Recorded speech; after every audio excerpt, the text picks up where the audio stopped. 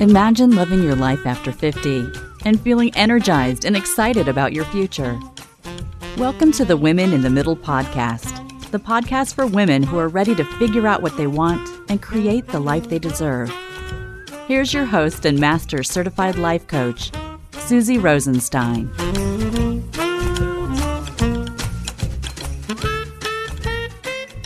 Hey there, welcome back to the podcast, Women in the Middle. I'm your host, Susie Rosenstein, your master certified coach and midlife mentor, and I'm so glad to be here with you again for this week's episode, which is about taking action on your vision board and dreams in midlife. But first, this episode is sponsored by the Finally First Club, an online program and community for midlife women ages 50 and better.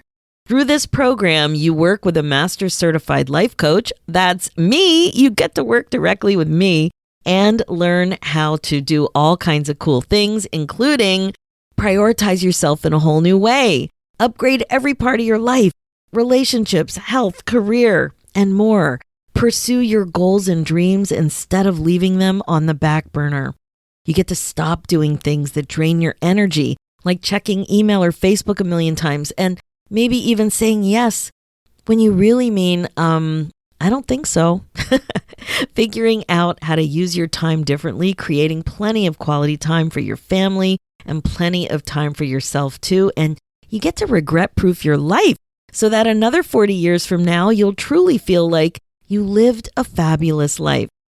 So if you're having a midlife crisis or a midlife funk, if you're feeling lost, purposeless, drained, depleted, feeling unclear about your goals in life, or feeling regret about all the things you haven't done yet, maybe things that aren't even on your agenda, you're worried about regret, I'm sure. The Finally First Club is for you. It's actually life-changing. It's super upbeat. It's not fuddy-duddy. It really is for women just like you. You can make this your favorite one-stop shop for all of the midlife coaching, mindfulness, and guidance that you need. The thing is that you don't have to feel stuck. You don't have to feel alone. Join us there and finally put yourself first.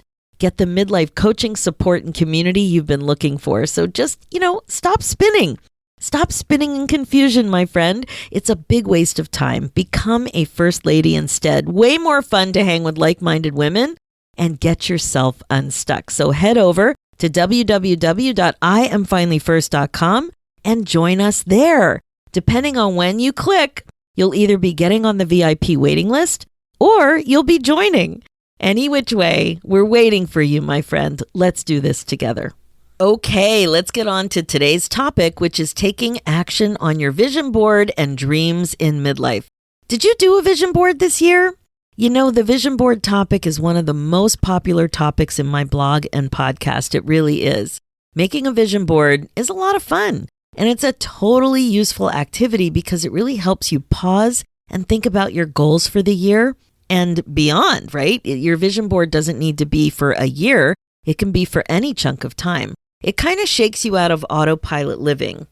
Day after day, month after month, year after year, just doing life without stopping to reflect on what you actually want, what you actually want to create going forward. Sometimes it's because your life is a chaotic blur of hecticness, or maybe you're just a people pleaser and you're just so used to putting everyone else first. The thing is that when you don't put yourself first, time just flies by and you don't get what you want. The time goes by so fast, sometimes it just seems like a blip. So that's why I like a vision board or really any kind of goal setting or dream identification type of activity. But my amazing women in the middle, that is only half the battle. When I teach creating a vision board, like a vision for the future type of thing, really with or without the board, I focus a lot on feelings. And if you want to learn more about that, I've done lots of episodes where you can learn about why. Episode 181, top 3 reasons why a vision board is a great idea. Episode 132, top 3 vision board mistakes to avoid in 2020. And I have a really good blog that's really popular, Learn the Secret to Making a Vision Board That Really Works. There's a couple of more episodes too. They'll all be listed in the show notes. So it's really I don't know, if you listen to a couple of these, you're going to get the most out of this vision board exercise. I like to call it a fun little exercise. But you do have to focus a lot on how you feel when you think about your dreams and your vision for the future. Your thoughts create your feelings. That's the thing. The way you feel fuels what you will actually do next, But what about what you do? What about what you do? So let's dive into the often forgotten aspect of the goal and vision setting part of the equation. The doing, the action. I'm not one to believe that you just put your intentions out there into the universe and that is all that's required. I like a little woo like the next gal, but I don't think the law of attraction is enough in and of itself. I think you need some juicy, well-planned action. But this is where a vision board is likely to fall flat. Same with goals, and also with resolutions. Here's why. We avoid the weeds.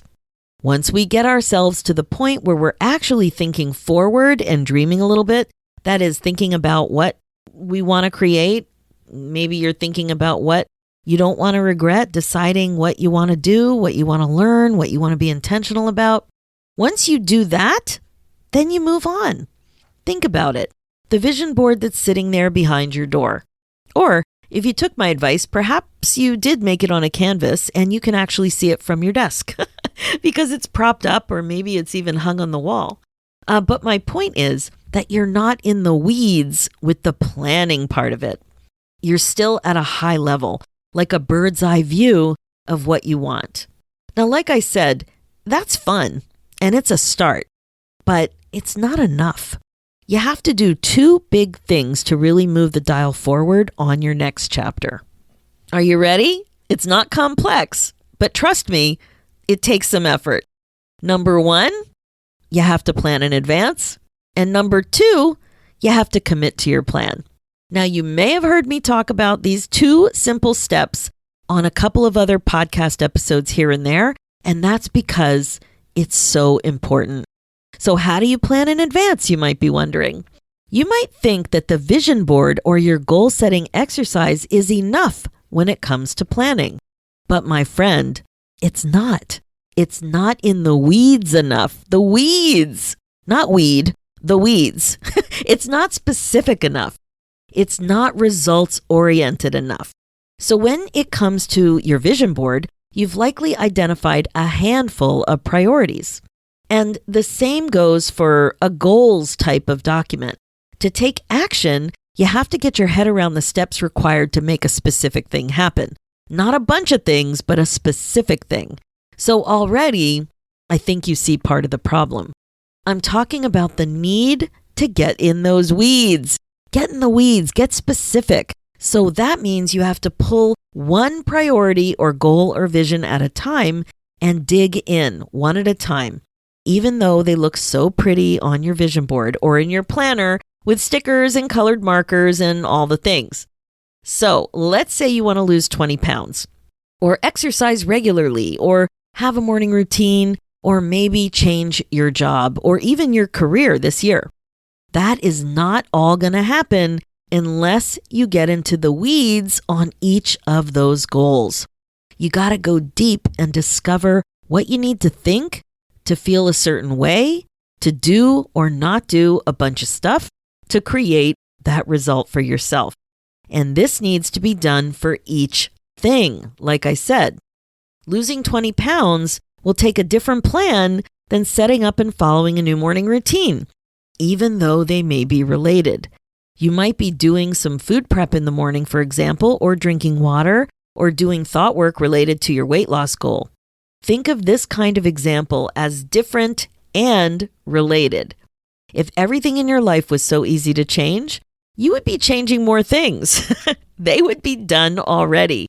Changed, done. But it's not like that. It takes a ton of focus, effort, awareness, and commitment to make a change. So pick one at a time, get in the weeds, and do some proper planning. Got it? Even with your pretty vision board and beautiful planner.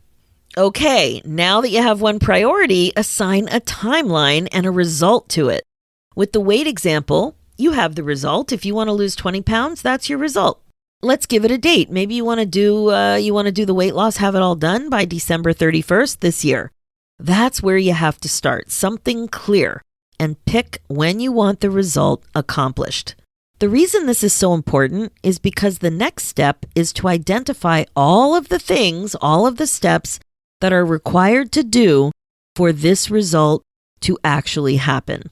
You need to know the end goal to understand and timeline out these steps. I like to list all the steps first in no particular order, just get them all out of my head.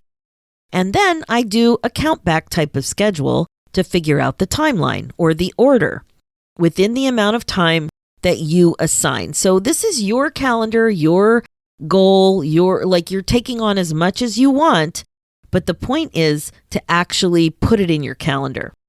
Now, again, we want to stay specific and results oriented. This is part of the planning. So if you want to lose 20 pounds in 10 months, ask yourself, what are all the steps to accomplish that goal? And then do a count back schedule and timeline it out in your calendar. So some of the steps for the goal might be set up a grocery schedule, do meal planning every week, set up a food protocol, a diet, or a food plan, buy food staples, drink more water, do thought work every day, get enough sleep, buy a scale, take measurements, get an app or a food journal, tell a friend, buy some stackable fridge containers, get some freezer containers, whatever you need. Identify the times of the year you think it might be more difficult to stick to your plan. This kind of thing. Really think it all through. What would you have to think about each part of your day, your week, and maybe even your month to figure out how this is all going to happen? So you're going to be breaking everything down for real. This is what I mean about getting in the weeds. So if you're going to get an app or a food journal, when are you going to use the app or food journal? You're going to tell a friend. How are you going to talk to your friend while you're working on losing weight? If you identify a problem time of the year, perhaps where you go to a beach house or a family cottage, in the old days when we used to travel, not in pandemic times, but even with the pandemic, what are some things going on? Maybe a special event, something on Zoom, or something that might get in the way that you might call more difficult. So really think it all through, whether it's a part of a day, part of a week, maybe part of your month. Maybe there's a time of month where you go to the butcher or you go to Costco, whereas maybe there's something else that you do every day or once a week. I remember looking in the fridge of one of my friends. She planned out these beautiful salads that you would see in a magazine for her whole work week. So there would be 5 days of these beautiful salads in a jar, all stacked up, ready to go. And I was thinking, oh my God, how did you manage this? Well, she planned in advance. That's how she did it. Now, you'd have to really think about each part of your day, each part of your week, and maybe your month, and then break it down. For example, when are you going to use a food journal? How are you going to remember to drink more water? When are you going to buy the groceries? When are you going to do the food prep?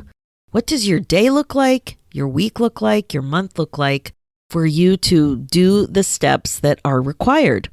For example, I know this sounds obvious, but if you want to do meal prep on Monday, you might have to have your groceries by then. So maybe you're not used to going grocery shopping on Sunday, or if you want to buy the groceries and do the meal prep on the same day. You just got to think it through. I know my husband figured out recently that the local grocery store gets fresh fish on Tuesdays. So guess what we're now having on Tuesday nights for dinner? That little anchor just helped us plan better. What's your plan for water and sleep? I love thinking about water and sleep because they're two of the things I'm really working on right now. So to have more water, do you have a water bottle that you love? What are you going to do to help yourself remember to drink the amount of water that you want to drink? What about sleep? Do you just get another hour of sleep or get another half hour of sleep on a to-do list somewhere? And it's not happening, right? So what are you going to do to help yourself get more sleep? What are you going to freeze? What will you prepare in advance? What kind of staples and food supplies will you have in storage? Think through everything. How will you help yourself in advance? So once your steps or activities are broken down, ask yourself, what might get in the way? What are the obstacles that are likely to happen? And what will your strategies be to overcome them? Don't think of it as a problem or a weakness. Think about it as an obstacle. Something's going to come up. It might get in the way. What are you going to do? How can you think about it in advance so that it doesn't get in the way? That's all. So let's look at this one step. With the meal prep step, for example, you know that you need to buy the food before you prep the food, right? So I mentioned that. So you're going to have to think about planning your grocery list before you go to the store. And when will you go to the store to buy the groceries or have them ordered in? What makes sense for you, and how are you going to put that together in an order that helps you stick to your plan? So when you have the plan, like I said, some stuff's going to get in the way. So what's going to get in the way? Maybe you won't have a car on the day that you need the car. Like right now, I have 3 20-year-olds living with me. Sometimes the car's not available. Right now it is, but sometimes it's not. So what might get in the way? Maybe it's just a thought that you don't feel like doing it. Maybe you're too tired. Maybe somebody else says they're going to help and then they don't. Whatever it is, be honest with yourself and really think about what comes up when you try to do something like this, or what might come up. And then you work on your timeline. If you give yourself 10 months to lose 20 pounds, what will that look like for you? You could lose 2 pounds per month for 10 months. Or you could change your timeline. It's your timeline. You could lose 4 pounds every month for 5 months. You have lots of choices. But the important thing is that you make a decision and then count back.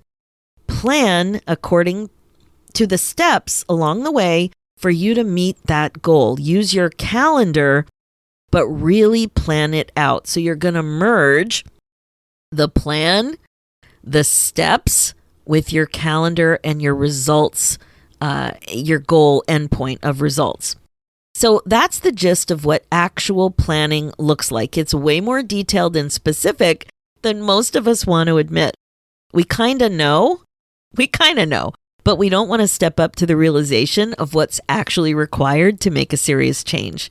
What planning really looks like for that change. It's more than just making a vision board. That's a great start. It's more than buying a beautiful planner or several. I know who you are. But there's more. There's another part to the success formula for bringing your vision board, dreams, and plans to life. Do you know what it is? After you plan in advance and get in the weeds, you need to commit to your plan. Real commitment isn't for the faint of heart. Most of us are about 80% committed when we start these things. You know, when you're at a high level of identifying what you want to create in your life, high level goal setting, that is. But when you get into the weeds and you're in the moment, how committed will you be to plan a few meals in advance, cut the vegetables, prepare the salad, track your water consumption, pass on the urge to go to the drive-thru, curb the nighttime eating, pass on that ice cream, get on your Peloton, go for a walk, that sort of thing. What thoughts might come up for you instead? These would be more obstacles, but around commitment this time. Something like this: I don't feel like it. I don't wanna. This time won't matter. It's too hard. I'll catch up later. I'm too tired. That kind of thing, right? I always like to encourage my clients to think about what real commitment feels like it. I bet you can think of an example where you were so committed that there wasn't a shadow of doubt that this thing wasn't going to happen, or that this thing was going to happen. So the best example I've come up with like this is a commitment you feel that feeling of commitment to follow through on a promise to your kid, especially to pick them up at the airport. Like when I think about that, there's no way, especially when they were younger. I don't know, did you ever have a kid who was like 10 or 12 who flew somewhere?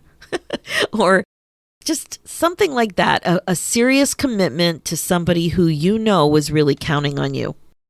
Compare that feeling of following through with a promise like that to cooking a healthy dinner instead of ordering in, or when you're tired, or getting up when your alarm goes off so that you can make it to that early morning online exercise class instead of blowing it off, or giving yourself time to do some journaling and thought work. It's often easier to stay committed when it's to someone else and harder to stay committed when it's just a commitment to yourself. I have a friend who just shared a story like this with me this week, where she said she wanted to start a writing practice, but she wasn't very successful. But she knew in her heart of hearts that if she got other people involved, that would increase her commitment. So she did. She got a few other writers together online early in the morning. And what do you know? A beautiful writing practice has been started. So congratulations, my friend. But the thing that's so cute about her story, and I really smiled when I read it, is that she hesitated asking other people in on her idea because she knew it would work. So she knew what it would take to go from 80% commitment, I'm a writer, I write most of the time, to I'm a writer and I have a regular writing practice. She knew, and you know too. It's often easier to stay committed when it's making a commitment to somebody else, and harder to stay committed when it's just a commitment to yourself. So think about the way you would make a commitment to your boss, or the way you would get to a doctor appointment on time, or even make it to your favorite store, even an online sale. If there's a big sale, like a semi-annual sale or something that comes up once a year, and you love this store, you're not going to miss that sale. You're just not. It's as good as done. Not a shadow of a doubt that this commitment is happening. So there's this soap that I love. It's an amazing, beautiful soap, and I'll absolutely put it in the show notes. This scent, this rose scent soap comes out only for the holidays. It only comes out for the holidays. It's from T. Langen's Castile soap. And like I said, I'll put the link. But you can bet your bottom dollar that I'm not going to miss that sale. It only comes out once a year, and I know it's coming, and I start to get excited about it. And every year, I don't think I buy enough of it to last me. I just love it so much. So I know I'm committed to getting that deal and to getting that product that only comes out once a year. It's as good as done. Not a shadow of doubt that this commitment is happening. You know what I mean? That's 100% commitment. I know it's happening. Just like my friend knew that if she set up this little writing group, her regular writing practice was going to happen. Just like I know that if I promised my kid I was going to pick him up at the airport, I was going to pick him up at the airport. Like there wasn't a shadow of doubt in my mind that it was happening. That's 100% commitment. Basically, having your own back with commitments to yourself, that can be more challenging. The example I always think of here is how many moms our age finally successfully lose weight for their child's wedding, but struggled to lose it just for themselves without a special event like a kid's wedding. We've all seen that so many times, and maybe that's even happened to you. You know, or how you're more likely to stick with your exercise plan if you're part of a class that you've paid for, or if you decide that you have a regular walking group, kind of like what my friend did with her writing group. Ah, yes, the elusive 100% commitment. That's where urge management and anticipation of those obstacles takes a front seat. You have to know what your urge feels like. You have to identify the mental shenanigans and drama going on in your mind and be real with the commitment that you've made to yourself. You have to allow those shenanigans. You just see them happening. You see what's going on in your mind and still connect with that commitment that you made. You need to feel that urge. You see what you're thinking. You feel the urge to blow off that commitment to yourself, but you got to do the thing you really want to do anyway. So I think that's what's different, is that you need to feel the urge, but still stick to your commitment. So you don't want to like struggle with it. I'm going to do it. It's not like that. It's like you're anticipating that there'll be some mental drama. You're just anticipating it because it's a habit. The urge is really just your habitual way of thinking. So you just expect it. It's kind of like you welcome it in. It's amazing how long we've practiced not having our own backs to honor our commitments to ourselves. Think about it. Way longer than you've likely practiced honoring that commitment to yourself to put yourself first, your goals, your dreams first, and know that they are as good as done. That priority is as good as done. It's dialed in. So there you have it. The secret to the universe, the keys to the castle. And it's not that complicated, but it's complex. You plan in advance, and then you commit to that plan. You get in the weeds. You think carefully and specifically about what you want and why. You notice your thoughts. You notice your feelings. You anticipate those shenanigans, the drama. The way you talk yourself down from what you really want because you think you want something else more in the moment, the urge of the moment, because you're tired, because you don't want to stick with the plan, but you do. You close the door on drama. You start to understand what real, legit commitment to yourself looks like, what it looks like to honor your word to yourself, the way you would honor it to your mom, to your kid, to your grandma, to your boss. You understand what it looks and feels like. You don't even question it. When you put yourself first and honor your dreams and your future, it can look and feel the same way. You just got to get in the weeds and have fun with it. Decide that you can do it. Embrace the idea that you can create what you want, that it's as good as done. Okay, that's it for this episode. As you know, my focus as your midlife coach is to help you waste less time spinning and feeling stuck. About aging, empty nest, relationships, career, about being more compassionate toward yourself, about all of it. It's time to get excited about your life again.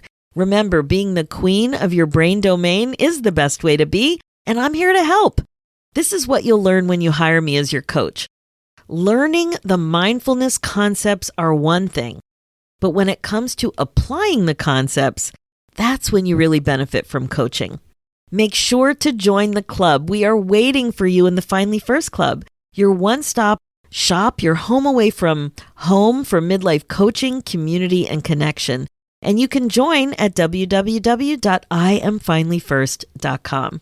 For show notes and links, head over to www.coachwithsusie.com. And finally, to get a copy of my new book, 50 Ways to Celebrate Life After 50, check out Amazon or your favorite online bookseller, or go to www.50waystoCelebrate.com.